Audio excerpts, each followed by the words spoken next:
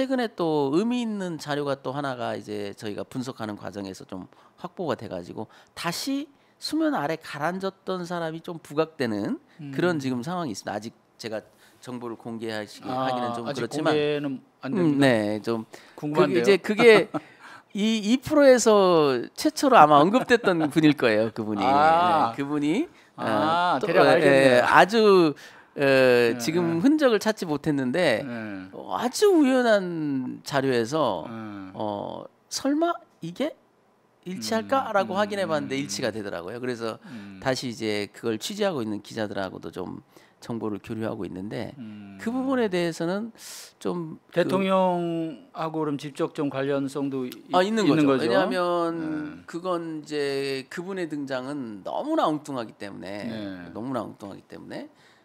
이건 연관 관계 없이는 안 된다. 그러니까 그분의 등장은 이 중요 핵심 고리를 연결해주는. 그래서 이제 박철환 검사가 그분으로 오해를 받았었거든요. 통화 기록상 너무 많은 통화가 있고 맞아요. 시기적으로도 딱 그때 맞아서 그래서 언론에서는 박철환 검사를 그분으로 알고 추적을 했었거든요.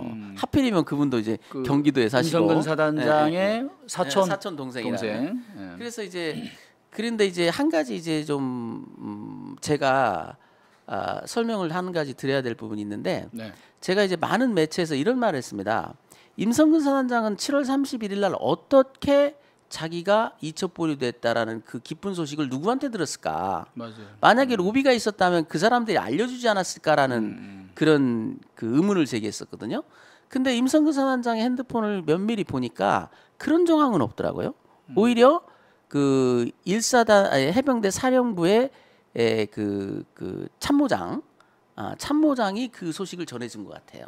그리고 그 이후에도 계속적으로 몇 번의 통화를 통해서 그 부분을 좀 알려주고 그 소통한 것 같은데 그래서 이제 임성근 사단장과 바로 다이렉트로 연결된 어떤 이 로비 루트가 있지 않았는가라는 것은 현재까지 기록에서는 좀 찾기 어렵다. 그래서 직접적으로. 네, 근데 이제 각도를 달리해서 보면 일사단장의 보직 문제가 어차피 이슈가 됐었구나.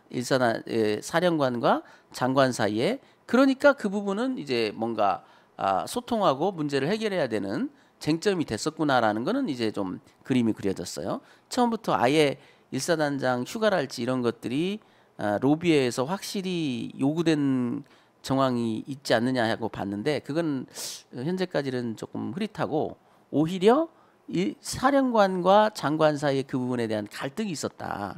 그러다 보니까 지시사항으로 그게 하달될 수밖에 없었다. 그리고 이제 정종범 부사령관을 저번에 증인신문했을 때도 형식적 휴가 정리로 이렇게 저희는 파악을 했는데 공식적 휴가 처리로 딱 정확하게 그러니까 공식적으로 휴가를 처리해 주라는 게 장관의 정확한 의지였다라는 게 나오더라고요. 그래서 그 부분도 이제 이번에 9월 3일 날 증인신문을 통해서 이제 좀 밝혀보려고 하고요. 그리고 이제 재판에 관해서 좀 말씀을 드리면 처음에 저희 계획은 특검과 연동해서 충분히 심리를 하고 가자 이런 생각을 했는데 최근에 이제 김용현 경호처장이 갑자기 국방부 장관으로 지금 내정이 되면서 그 양반도 이 사건 좀 관련성이 있을 텐데 그죠? 그 부분은 현재까지는 기록상으로는 뚜렷한 관련은 없습니다. 기록상으로 그런데 통화 기록에 몇 번 나오는데 뚜렷하게 그분이 영향을 미쳤다라고 볼 포인트가 없어요. 근데 이제 그건 있어요. 처음에도 뭐 나온 얘기지만 사실은 이제 뭐 기록상 이런 것보다도 김건희 씨한테 가장 영향력을 행사할 수 있는 또 아주 스스럼 없이 서로 소통할 수 있는 그런 인물 중에 한 명이 바로 김용현 경호처장이었다. 그렇죠. 그러니까 이제 뭔가 이 문제가 집행되는 관계에 있어서는 모를 일은 없을 겁니다. 왜냐하면 핵심 실세니까 그분 모르게 이 문제가 진행됐을 것 같지는 않고 다만 직접적으로 관여한 일은 아직 증거는 일사단장을 구하자. 이 문제는 이대로 둬선 안 된다라는 결정에 김용현 경호처장이 직접 개입했다라는 정황은 아직까지는 없습니다. 제가 보는 바로는 많은 의혹은 제기됐지만 그래서 최근에 이제 김용현 경호처장이 국방장관으로 내정되면서 이런 멘트를 했다고 그러더라고요. 이건 정치 공작이다. 정치 공세다. 그 문제는 본인과 연결시키는 그 시각에 대해서는 그런 비판도 본인 입장에서는 할 수도 있겠다 싶기도 해요. 왜냐하면 뚜렷하게 자기가 이 그 위법한 행위를 한 게 없는데 단지 통화 기록으로 나온다는 이유만으로 내가 배우 아니냐라고 지목하는 것은 좀 어이없다. 그렇게 해석할 수도 있지 않냐. 아직까지 나온 자료만 가지고는 이제 더 추가 자료로 뭐 확실히 우리가 찾아지면 모를까. 그것은 조금 저는 처음부터 이게 제가 어느 매체에 가서 그런 얘기를 했는데요. 장관의 결정 사항이기 때문에 군내의 힘을 통해서는 해결이 안 된다. 이 문제를 해결하려면 군과는 다른 루트의 로비 루트를 찾았을 거다. 저는 그렇게 봤거든요. 장관의 결정이라는 것은 어찌됐든 군 최고 수뇌부의 결정으로 볼 수 있기 때문에 경호처장도 역시 군 출신인데 장관의 결정 사항을 그냥 가볍게 보고 그 뒤엎지는 않았을 거다. 적어도 그러려면 장관과 소통을 했겠지. 근데 장관과 소통한 전혀 정황도 없거든요. 이 문제를 소위 말해서 엎어버린 사람들이 사전에 장관의 의견을 묻거나 장관과 조율한 어떠한 흔적도 없어요. 그냥 그 하명한 그런 구조이기 때문에 그래서 군 출신들이 이 사건의 주동은 아닐 거라고 저는 봤어요. 근데 얼추 그게 지금 맞는 건 맞지 않냐라는 생각은 들어요. 저 그 군 핵심 라인들은 등장한 게 별로 없고요. 오히려 전혀 다른 그 검찰 라인들이 주로 움직였다 이런 것들이 보여서 대통령 참모들. 네. 그래서 제가 이제 처음에 그 정종범 부사령관의 메모를 분석하면서 내린 결론이 뭐였냐면 상당한 정도의 경험 있는 검찰 공안 특수통 출신일 거다 이렇게 지목을 했는데 이제 그 지목에 딱 합당한 사람이 두 사람으로 압축하면 의외로 대통령이 그런 캐릭터고요. 네. 그 다음에 이제 그 주진우 법률비서관이었거든요. 근데 이제 주진우 법률비서관은 본인 말씀대로 저희가 확보한 기록상으로는 그분 본인의 통화는 없습니다. 대통령과 짧은 통화를 한 것밖에는 본인 통화는 없어요. 그런데 그 통화가 대통령의 부름을 받고 그 11시 회의에 참석했다면 얘기가 다르죠. 그렇죠. 그건 이제 시초가 그래서 이제 제가 이번에 용산 대통령실에 사실조회를 했던 항목 중에 하나가 뭐냐면 그 통화나 회의에서 해병대 수사단에 수사권이 없으니 혐의 사실을 특정하지 말라라는 말씀을 하셨냐라고 제가 물어본 게 그거거든요. 그건 아무리 봐도 대통령의 멘트라기보다는 실무자의 멘트인데 실무자라면 주진우 법률비서관이 가장 그 멘트를 했음직하지 않느냐. 물론 대통령도 뭐 그 법률 지식 면에서는 그런 것을 언급할 만한 충분한 위치에 있긴 하지만 그래도 실무자급에서 나온 얘기 같아서 그 부분을 물어본 거거든요. 물론 이제 대통령실에서 대통령 본인이 답을 할지는 미지수죠. 지금까지의 태도를 보면 또 무시하지 않을까. 자, 이번에 그래서 그 사실조회를 대통령 상대로 지금 법원에 요청을 하지 않았습니까? 6가지 사항에 대해서 대통령이 과연 거기에 대해서 답을 할지 어떻게 보세요? 뭐 그동안의 태도로 보면 답할 가능성은 높지 않겠죠. 6가지가 사실은 이제 이 사건에 외압 관련한 의혹을 거의 뭐 핵심적인 것만 정리가 다 경로했느냐. 그러면서 수사권 운운했느냐. 그 다음에 8월 2일 날도 이첩이 강행된 직후에 처벌하라고 지시했느냐. 기록을 가지고 오라고 지시했느냐. 이런 것들을 물어본 거거든요. 그러니까 통화 내용 800-7070 통화했느냐 이런 것들. 사실 가려서 이거는 정말 보지 않을 수 없겠다 싶은 것만 추려낸 겁니다. 뭐 괴롭히거나 뭐 이제 불필요한 질문으로 모욕을 줄 우선은 전혀 없고요. 그것이 이 재판을 위해서 규명돼야 될 상황이기 때문에 본인한테 물어볼 수밖에 없다. 왜냐하면 다른 사람 증인 신문을 통해서 그 부분에 대한 진술이 명확히 나왔다면 모르겠는데 다 진술을 안 했거든요. 예를 들면 800-7070 전화에 대해서도 국방장관 이종섭 전 장관은 뭐라고 얘기냐면 내가 말할 수가 없다. 대통령 통화가 아니라고 말한 적도 없지만 누구의 통화, 어떤 통화인지는 얘기할 수 없다. 이렇게 말하고 있기 때문에 대통령 본인한테 직접 물을 수밖에 없다는 거였거든요. 그래서 기존 증인신문을 통해서 대통령의 진술이 필요 없는 정도까지 갔으면 좋았을 테지만 그렇지 않았고 그래서 이제 재판을 마무리 지어야 되는 시기가 다가오고 있기 때문에 마지막으로 물어서 답을 안 하더라도 물었다는 기록은 남겨야 된다라는 생각을 아마 하고 있습니다. 뭐 답을 안 할 가능성이 크겠죠. 크고 아니면 답을 하더라도 지난번에 뭐 기자회견 때 그 얘기한 것도 보면 엉뚱한 궤변을 또 늘어놓을 수도 있고 논점을 흐리게 하는 그런 답을 할 수도 있는데 자 어쨌든 이제 그 이종섭 전 장관은 어떻게 보면 방어권의 어떤 핵심 논리가 장관으로서 지휘권 일반적인 지휘권을 행사한 것이다. 응? 그 군사경찰에 대해서 지휘관을 통해서 아마 이것이 이제 핵심적인 논리 같아요. 그래서 아무 문제가 없다. 그리고 뭐 외압 이거는 그건 뭐 나 상관없다. 예, 뭐 대통령이 했든 안 했든 그건 본인 생각이고요. 굳이 말하면 이겁니다. 그 훈수를 뒀어요. 근데 훈수를 받은 사람이 나도 그 생각을 했다. 그렇다고 그 훈수가 정당한가요? 비유하자면 적절한 비유인지 모르겠습니다만은 훈수를 했다는 자체가 바둑의 공정성을 심히 침해하죠. 그런 거랑 똑같습니다. AI에 돌려봤다. 그런데 우연히 나하고 일치하더라. 그래서 나는 내 생각대로 둔 거지 AI가 찍어준 소로 준 거 아니다. 이런 논리가 똑같아요. 어떻게 대통령의 전화를 받자마자 움직입니까? 그건 인과관계가 있다라는 것은 선우를 먼저 보거든요. 선우가 연결되면 인과관계가 있는 걸로 봐야 되는 것이죠. 그 전까지 아무 징후가 없었던 사람이 갑자기 전화 받더니 17초 만에 그 사령관한테 전화를 했다. 그리고 또 그게 영향이 없다면 그 이후의 통화들을 어떻게 설명할 거냐고요. 좋아. 대통령도 우연히 나하고 코드가 맞았네. 나도 좀 찜찜해서 그 결제를 엎을까 말까 고민하고 있었는데 마침 대통령께서 전화 오시더니 당신도 불만이다. 그래서 의견이 일치됐다. 그러면 그 이후에는 자기 혼자 독자적으로 움직여야죠.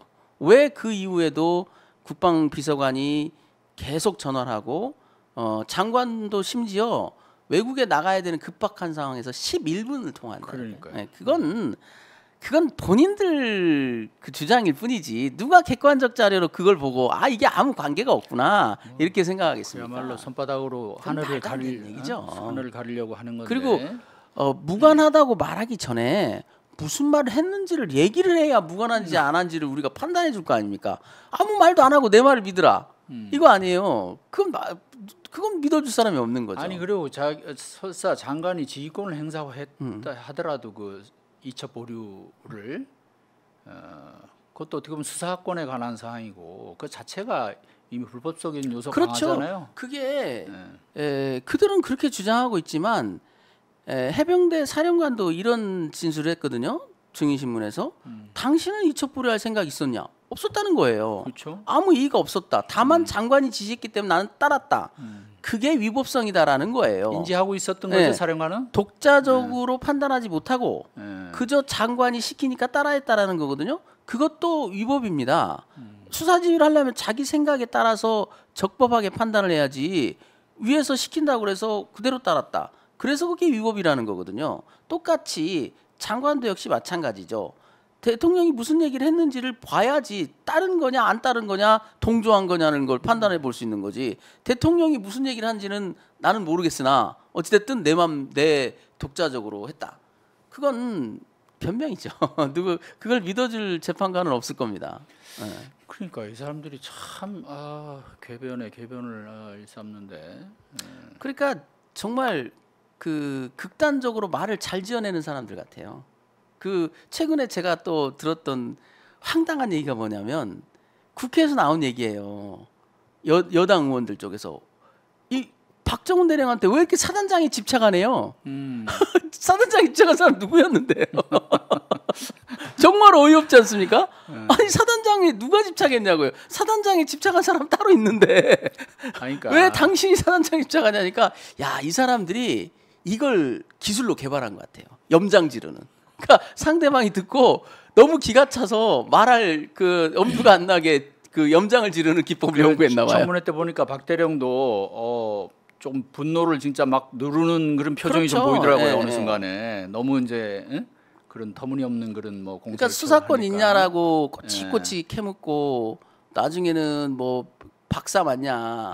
그러니까 황당하죠. 그 질문을 던진 분이 정말 어이없는 거예요. 제가 볼 때는 정말 어이없는 게 아니 너무 황당한 얘기를 하는데 너무 뻔뻔하게 몰라서 그러는지 알고도 그러는지 모르겠는데 너무나 터무니없는 얘기를 하고 있는데 오히려 박 단장한테 당신 박사 맞냐? 아니 일반법과 특별법이 같은 법 내에도 일반 조항과 특별 조항이 있을 수 있거든요. 네. 그것은 법률적 상식입니다. 법 자체가 일반법과 특별법도 있지만 법률 안에도 일반 조항과 특별 조항이 있어요. 그건 특별 조항 우선 원칙, 특별법 우선 원칙과 똑같이 특별 조항 우선 원칙이 있는 겁니다. 네. 그걸 모르고 질문을 하고 있어요. 그러면서 박사냐고 물어봐요. 그래서 참 어이가 없고 아무리 국회의원이지만 저렇게 무식한 자가 너 무식하구나라고 얘기를 한다니까요. 사실 뭐 박대령 말이 맞잖아요. 내용적으로 뭐 표현이야 뭐 조금 서로 다르게 볼 수도 있지만. 그래서 제가 네.